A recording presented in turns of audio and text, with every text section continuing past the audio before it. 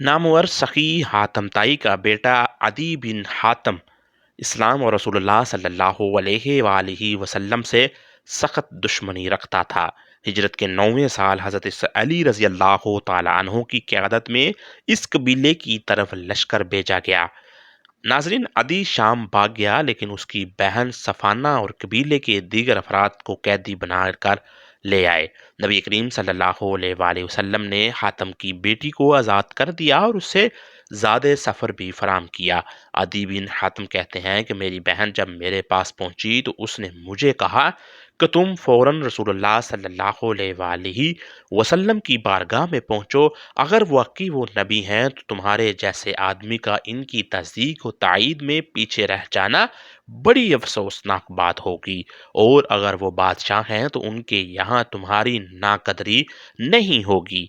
अदी बिन हातिम कहते हैं कि फिर मैंने सफ़र की तैयारी की और नबी करीम की खिदमत में हाजिर हुआ। मैंने इससे पहले ना तो उनके पास अपने पहुंचने की अतला भेजी थी, ना इनसे अपने लिए अमान हासिल की थी। अलबत्ता मुझे इस बात की इतला हो गई थी कि उन्होंने मेरे मुतल्लक असहाब से फरमाया है कि मुझे उम्मीद है अल्लाह ताला अदी बिन हातिम को मेरे हाथ में देगा। जब मैं मदीना मनव्वरा पहुंचा तो उस वक्त नबी करीम मस्जिद नबवी में तशरीफ फरमा थे।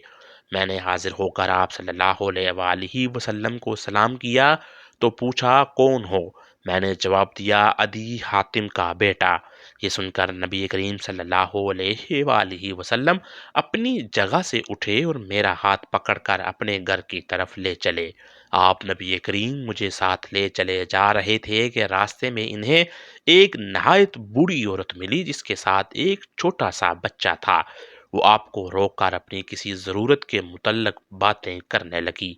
आप ठहर कर पूरी तवज्जो के साथ उसकी बातें सुनते रहे। दौरान गुफ्तगू में वहीं खड़ा रहा। खड़ा खड़ा मैं अपने दिल में सोच रहा था, बाखुदा ये बादशाह नहीं हो सकते। बड़ी बीबी से फारिग होकर आप सल्लल्लाहु अलैहि वसल्लम ने फिर मेरा हाथ थाम लिया और चलते हुए अपने घर पहुंच गए। घर में पहुंचकर आप सल्लल्लाहु अलैहि वसल्लम ने चमड़े का एक तकिया उठाया जिसमें खजूर के पत्ते भरे हुए थे। आप सल्लल्लाहु अलैहि वसल्लम ने इसको मेरी तरफ डालते हुए फरमाया, इस पर बैठ जाओ। मगर आप सल्लल्लाहु अलैहि वसल्लम के सामने इस पर बैठते हुए मुझे शर्म आई और मैंने अर्ज की, नहीं, इस पर आप तशरीफ रखें। लेकिन नबी करीम ने इसरार करके मुझे उस पर बिठाया और खुद जमीन पर ही बैठ गए। ये देखकर मैंने दिल में कहा, बाखुदा ये अंदाज किसी बादशाह का हरगिज नहीं हो सकता। इत्मीनान से बैठ जाने के बाद आप सल्लल्लाहु अलैहि वसल्लम ने मुझे मुखातिब किया, अदी बताओ, क्या तुमको रस्सी ना थे? रुक्सी एक फिरका है, तुम एक ऐसे दीन को अख्तियार किए हुए ना थे जो नसरानियत और साबियत के दरमियान था। बेशक मैं रुक्सी था या रसूल अल्लाह सल्लल्लाहु अलैहि वसल्लम। मैंने आपको जवाब दिया, क्या तुम अपनी कौम से मालो गनीमत का चौथाई हिस्सा वसूल नहीं करते थे?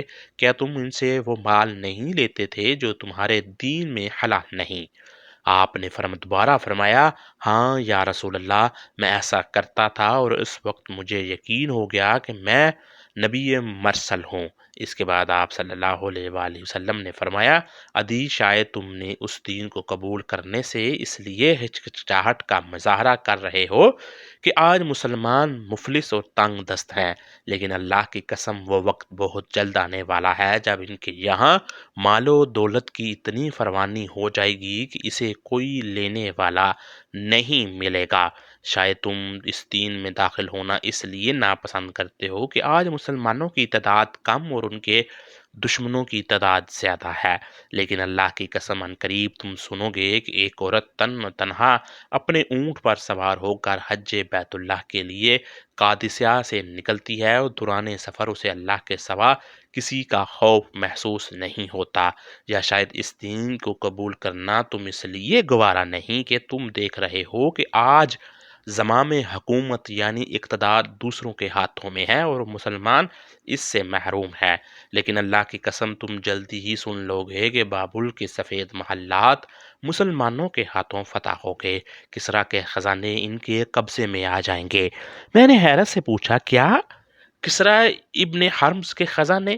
آپ نے فرمایا ہاں ہاں، کسرا ابن حرمز کے خزانے۔ میں اسی وقت کلمہ شہادت پڑھ کر دارائے اسلام میں داخل ہو گیا۔ ناظرین، حضرت عدی بن حاتم رضی اللہ تعالیٰ عنہ نے طویل عمر پائی۔ وہ کہتے ہیں کہ نبی کریم کی 2 پیشین گوئیاں تو حرف بحرف میری زندگی میں ہی پوری ہو چکی ہیں، صرف ایک باقی رہ گئی ہے کہ وہ، اور اللہ کی قسم وہ بھی یقیناً پوری ہو کر رہے گی۔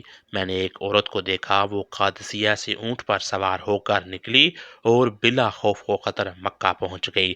میں اس فوج کے اگلے دستے میں تھا جس نے کسرا کے خزانوں پر حملہ کر کے ان پر قبضہ کیا تھا۔ میں اللہ کی قسم کھاتا ہوں کہ تیسری پیشین گوئی بھی ضرور پوری ہوگی۔ اللہ کی مشیت کے مطابق نبی کریم صلی اللہ علیہ وآلہ وسلم کی بات پوری ہوئی اور تیسری پیشین گوئی بھی حضرت عمر بن عبدالعزیز کے دور خلافت میں پوری ہو گئی۔ اس وقت مسلمان مالی اعتبار سے اس قدر خوشحال ہو گئے تھے کہ خلیفہ کا منادی فقراء اور مساکین کو زکوٰۃ کا مال لینے کے لیے پکارتا تھا، مگر کوئی اس کو لینے والا نہ تھا۔ اس طرح نبی کریم کی بات صحیح اور عدی بن حاتم کی قسم پوری ہوئی۔